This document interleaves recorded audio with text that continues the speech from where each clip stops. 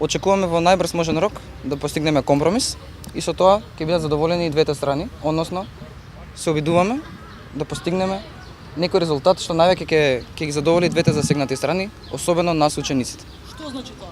Тоа значи дека ќе произлезат широки дискусии во однос на матурата и во однос на екстерното тестирање. Ќе стигнеме до некој компромис во однос на тие прашања, повеќе детали не би можел да ви Во кај сте вие спремни да отстапите, да речеме во вашите барања, нели отидовте со повисоки за да добиете помалку, тоа е веќе. Апсолутно. Значи, Имаме повисоки. Кај сте спремни значи да прифатите?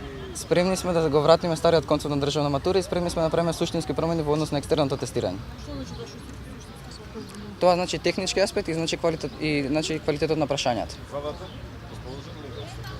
Такви информации немаме се уште. Што ви ветија тие на денешната?